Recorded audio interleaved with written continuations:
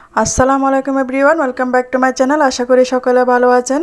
ঘরে থাকা মাত্র কয়েকটা উপকরণ দিয়ে আমি নিজেই তৈরি করেছি ঠান্ডা ঠান্ডা এই ফালুদা রেসিপি। গরমে এই মজার ঠান্ডা ডেজার্টটি খেলে মন প্রাণ জুড়িয়ে যাবে।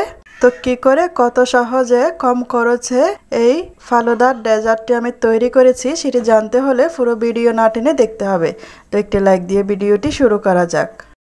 আমি এখানে এক প্যাকেট জেলি নিয়েছি। জেলিগুলো বাজারে পাওয়া যাবে, খুবই কম খরচে এই জেলির প্যাকেটটি আপনি পেয়ে যাবেন। আমি এখানে এক কালারের জেলি ইউজ করব, আপনারা চাইলে 2-3 কালারের জেলি ইউজ করতে পারেন। তো প্রথমে জেলিটি আমি চুলায় ছোট আছে 1 থেকে 1.5 টেবিল চামচ পানি দিয়ে ফুটিয়ে নেব। ভালো করে নেড়ে চেড়ে ছোট আছে জেলিটাকে ফুটিয়ে নেওয়ার পর এটিকে ঠান্ডা হওয়ার জন্য ওয়েট করব। ঠান্ডা হলে এটি জমে যাবে। অন্যদিকে আমি এখানে সাবুদানা এবং এরকম লম্বা নুডলস নিয়েছি। এই দুটি উপকরণ আমি একসাথে সিদ্ধ করে নেব। নেড়ে চেড়ে মোটামুটি 5-6 মিনিট এটাকে আমি সিদ্ধ করব। সাবুদানা আর নুডলসগুলো সিদ্ধ হয়ে গেলে এগুলো আমি পানি ফেলে দিয়ে ঠান্ডা পানি দিয়ে ধুয়ে পানিটাকে জড়িয়ে নেব। এতে সাবুদানার যে আটালো একটা ভাব আছে সেটি চলে যাবে। পানি জড়িয়ে নেওয়ার পর একটি হাঁড়িতে আমি সাবুদানা এবং নুডলস সিদ্ধ দুটি উপকরণ নিয়ে নিয়েছি। আগে থেকে জাল করে রাখা ঠান্ডা দুধ নিয়ে নিয়েছি। আপনারা চাইলে পাউডারের দুধ পানি দিয়ে গুলে নিতে পারেন।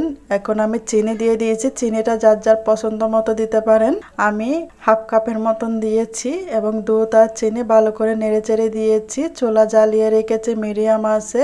এটির বলক আসা পর্যন্ত অপেক্ষা করতে হবে।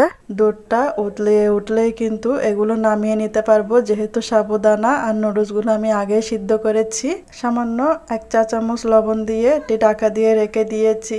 দুধটা উঠেছে। 5 মিনিটের মতো নেড়ে চেড়ে এটি চুলা থেকে নামিয়ে ঠান্ডা হওয়ার জন্য ওয়েট করব।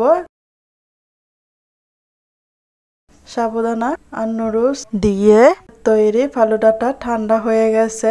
ঠান্ডা হওয়ার পরে আমি 1/2 ঘন্টার মতন নর্মাল ফ্রিজে রেখেছিলাম। এখন আমি জেলিটা বসে গেছে, জেলিটাকে কেটে নেব। আপনারা পছন্দের মতো সাইজে কেটে নিতে পারেন। জেলিটাকে ফালুদার মধ্যে দিয়ে মিক্স করে নেব। মিক্স করে নেওয়ার পর জেলি থেকে একটা কালার বের হচ্ছে। এটি দেখতে গোলাপি রঙের কালার হয়ে গেছে। দেখতে দেখুন কতটা সুন্দর দেখাচ্ছে। ঘরে ছিল একটা আপেল, কয়েকটা আঙ্গুর এবং আনার ছিল অর্ধেক। আমি একসাথে ফ্রুটগুলো দিয়ে দিয়েছি। দেখতে সুন্দর লাগছে এবং খেতেও পুষ্টিকর হবে। এরকম অন্য ফ্রুট থাকলেও আপনারা দিতে পারেন।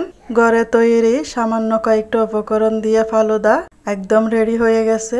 আপনারা চাইলে এই গরমে ঠান্ডা ঠান্ডা রেসিপিটি ট্রাই করে দেখতে পারেন। রেসিপিটি যদি ভালো লেগে থাকে লাইক কমেন্ট শেয়ার করতে ভুলবেন না। আমার চ্যানেলটা সাবস্ক্রাইব করে আমার পাশে থাকার জন্য অনুরোধ রইল।